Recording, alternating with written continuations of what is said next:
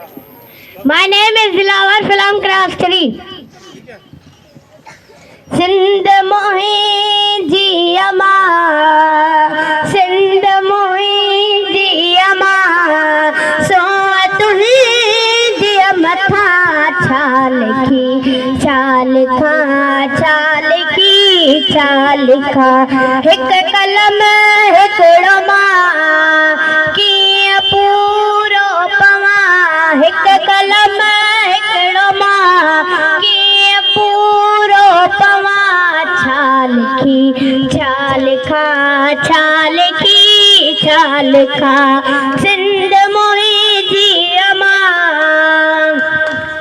तुझे माणन खे, तुझे माणन खे सीने में सांझो वठा,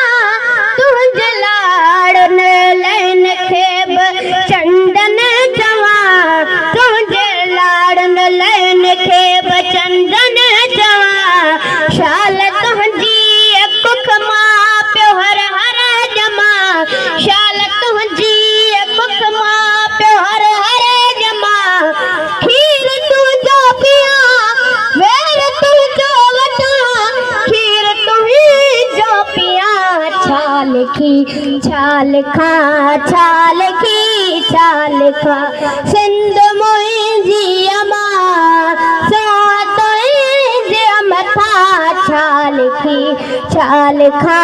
चाल की चाल खा, न गंदिया ते कुड़ो जो अबम मारा, न गंदिया ते कुड़ो जो अबम मारा, के तजी जल जो जानी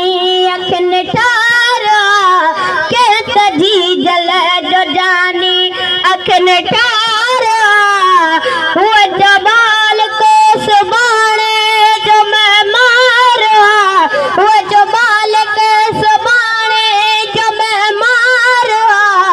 उन जीवाली आइलो लिए तो सदके वना, मां तो सदके वना, चाल की चाल खा, चाल की चाल खा, सिंध मोही जी अमा,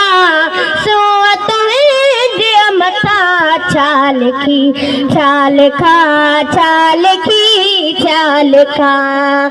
वो जब बस बुकन ते मड़े मंडती, वो जब बस बुकन ते मड़े मंडती, अजब जोटिया सर जो उठी जंडती, अजब जोटिया सर जो उठी जंडती, जागरम खीर में पे गडे खंडती, जागरम खीर में पे गडे खंडती, उन सुहागण खे किए मान सजदो कया, मान सजदो कया, चाल की चाल खा, चाल की चाल खा, सिंध मोही जी अमा, सो चाल की चाल खा, चाल की चाल खा, हिक कलम हिकड़ो मां, हिक कलम हिकड़ो मां की पूरो पवा, चाल की चाल खा, चाल की चाल खा, सिंध मोही अमा, सो तुझी मथा चाल की चाल खा, चाल की चाल खा। मेहरबानी।